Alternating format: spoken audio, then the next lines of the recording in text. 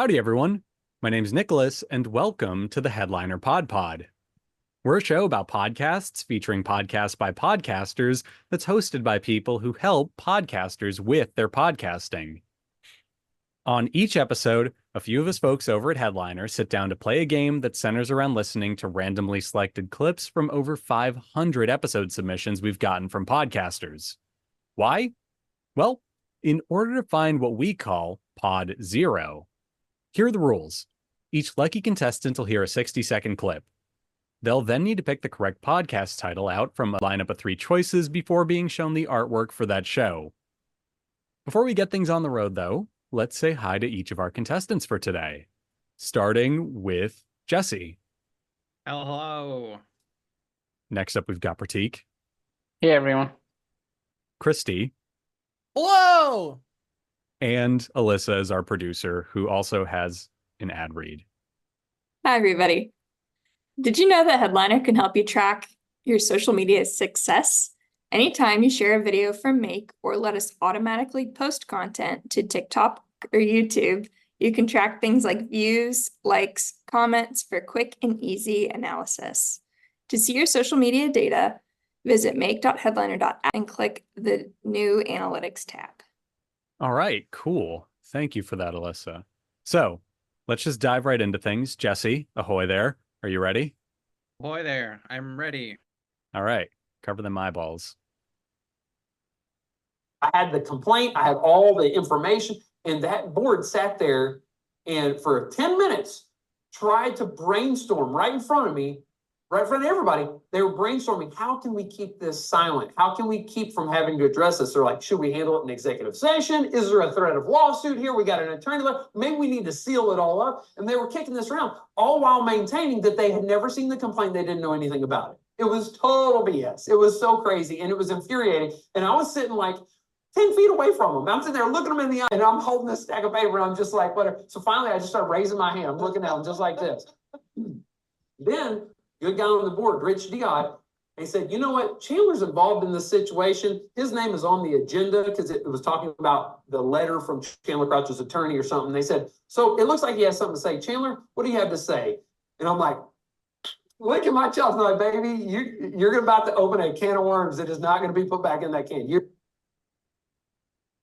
He sounded very upset about something, and I don't fully understand what it was, but I also feel bad for him because I've been that upset about stuff before. So I'm just putting it out there, man. I feel you. Anyway, here are your options for today, Jesse. Number 1, The Brit and the Texan. Number 2, The Wolf and the Shepherd.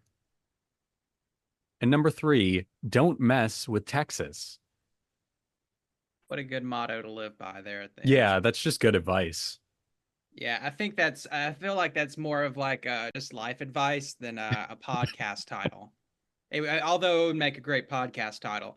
I'm feeling drawn to number 1, the Brit and the Texan. While I've only gotten to hear one of these 2 people speak, I'm not sure which of those 2 he would be. But I've seen enough Will Smith videos to know that entanglements are bad and he is worried about it.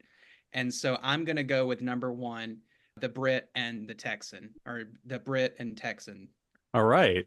I like the way you hunkered down and you made the choice. It is wrong, unfortunately. The correct answer was the Wolf and the Shepherd. I do appreciate you were just like, no, it's the Brit and the Texan. I didn't hear a British voice in there, but by God, if you're saying there's a Brit somewhere, there's a Brit somewhere. So no, good on you. And it looks like the artwork for this episode is maybe the guest, or maybe that's the British person in the show that may or may not be there. Who knows? But yeah, the correct answer was the Wolf and the Shepherd. This is from the episode Chandler Crouch talking North Texas with Layla Caraway. So there you have it. And here's our show description. The Wolf and the Shepherd podcast features a Texan and a Brit with frequent expert guests discuss various topics, interesting conversations over topics you will not hear from mainstream media covering politics, pop culture, science, technology, society, controversy, history, comedy, music, and whatever else they find interesting. Coming from different Coming from different backgrounds, the wolf, the Brit, and the shepherd, the Texan, offers a no-hold-barred approach to all topics, keeping an open mind and giving you a laugh every now and then, keeping it fun and not boring like most podcasts out there. So according to this, the Texan is the shepherd, which I wasn't expecting. So, I don't know, for some reason, I just imagined that would be the wolf. I mean, don't mess with Texas, don't mess with the wolf. It's kind of like... Yeah, exactly. So, okay. Apparently they shepherd a lot of things in Texas. I don't know. At any rate, let's just jump over to our next contestant. Prateek, would you like to go next? Let's do it. Neat. Like, what could Gallo possibly put on To get the YouTube younger audience. that would make them appealing to a 27-year-old who, Yeah. you know, finally has gotten a little foothold in their career? They have a little bit of money. They want to learn about wine. What the heck can Gallo offer on Yeah, maybe YouTube? that's why they don't do it. Maybe. But again, I don't know if that's because there isn't a way or because the people who are doing marketing at Gallo are 40 years old and don't necessarily, Yeah. or even older like I am, And the and Gallo don't business know how to, model yeah. was made by older generations. So Yeah. they didn't. So, and maybe it just might be like, okay, what is going to be the next thing? Like, what is going to come after Instagram, YouTube, X? Like, what is the next social media platform that's going to have the biggest impact? And how can wine take a chunk of that and be applicable, I guess? Well, we'll find out. We'll follow and We let the will. listeners know if there's anything new out there. Okay. There's your clip, Prateek. And here are your options. Number 1, The Wonderful World of Wine. Number 2, Total Wine Time. And number 3, Wow, it's wine time. Well, they're all about wine, and I know they're talking about wine, so I don't really have much of a guess here. What are the options again? Okay, so the first one was The Wonderful World of Wine. Number 2, Total Wine Time. And number 3, Wow, it's wine time. You have to imagine the wow is like an Owen Wilson impression, I'm sure. Wow. Let's go with the first one, Wonderful World of Wine. Okay, good answer. That is correct. Nice. And yeah, by the looks of it, our album art might be episode specific art. They're talking about like social media in the clip. Looks like that's an iPad with a wine website. So yeah, that's close enough. Interesting. And here's a bit about this episode. This is from the show called Hosts Mark Lindsay and Kim Simone Explore All Things Wine with You. Trends, news, education, and so much more. Oh, that's the description. I'm sorry. That makes a lot more sense. Oops. The episode this was actually from was episode 267. YouTube to attract wine drinkers, restaurant wine price updates. So yeah, it looks like they're talking about like using web to grow a wine business. Cool. Interesting. Jumping on over, Kristy, you're up next. All right, let me see if I can find something goofy to put in front of me, but I don't think I have anything new. Here, I'll just use this Game Shark. Oh, that's retro, man. What's it a Game Shark for? Is that a Mega Drive one? It says for 64. It's Okay. Yeah, just for the 64 only came out with one. Yeah. No, I couldn't. It looked like a Sega Genesis cart from where I was sitting. But at the same time, I was not aware of the struggles that other marginalized groups faced. I think ABLE was really important for me to at least be able to get out of my comfort zone and learn how to support others. And as Gaia was saying, just really learn the true meaning of empathy for other groups of people who are not like me. Yeah, especially with ABLE working on the grassroots level with the community, it will help me see that there are people out there who care and are just as passionate about the things you're fighting for, because sometimes it can feel like you're just shouting into the void, but being here and just being able to speak with people with the events we do and things like that, it's been really inspiring in order to continue. Yeah, for sure. And I think another thing is that we all started this in 9th grade. And I remember when we first started, I felt very unsure.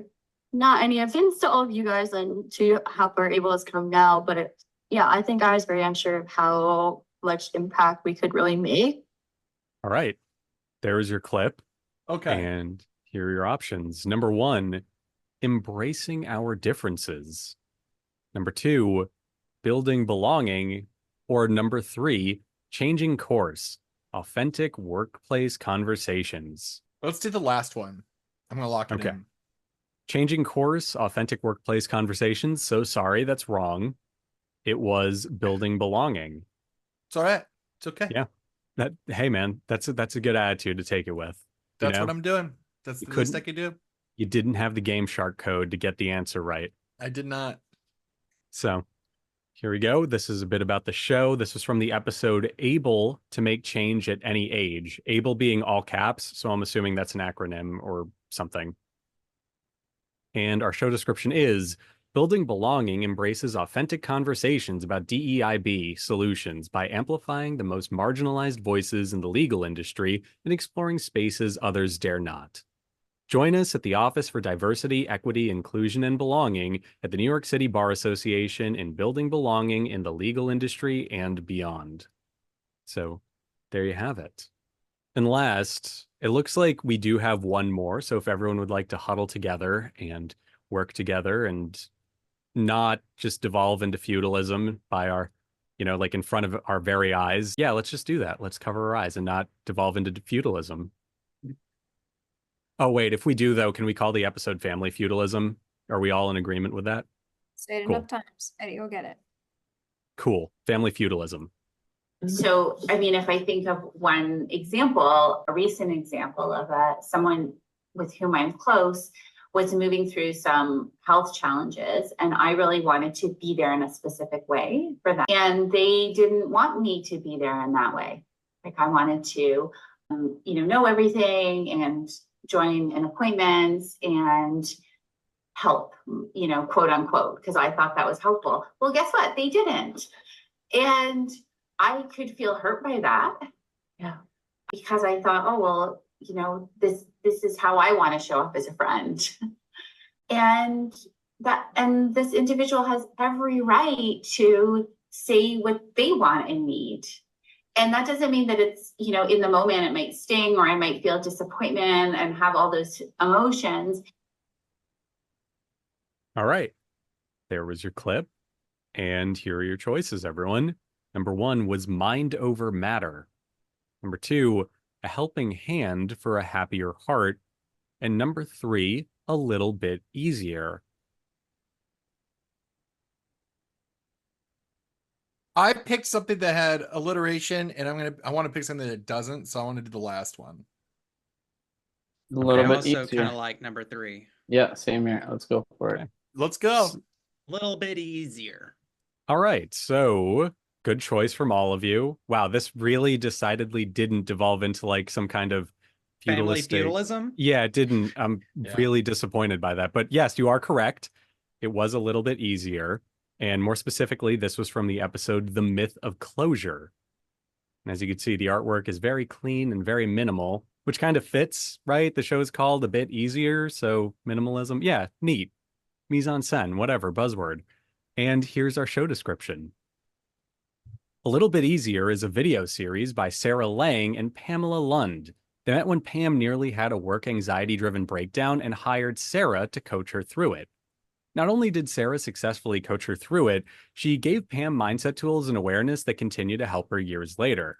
Their goal is to have smart, entertaining conversations that offer you the same tools that Sarah uses with her coaching clients. They want to help you make life feel a little bit easier. So there you go. Pretty interesting stuff. I do like 2 things about that description. 1, it's a video series, apparently, which is so cool. We need more video podcasts. Love them. 2, it just has like a nice little narrative. It doesn't just tell you what the show's about. It kind of tells you why the show is special. And I don't know. I just appreciate that. So with that all out of the way, that was it for our show today. Thank you to everyone for playing. I think you got half of them right? Yeah. So Sure. Yeah, sure. Nice. Let's go with that. More power to you there. And yeah, let's see what we come up with for the next show in a couple of weeks. So thanks for playing and thanks to everyone for listening.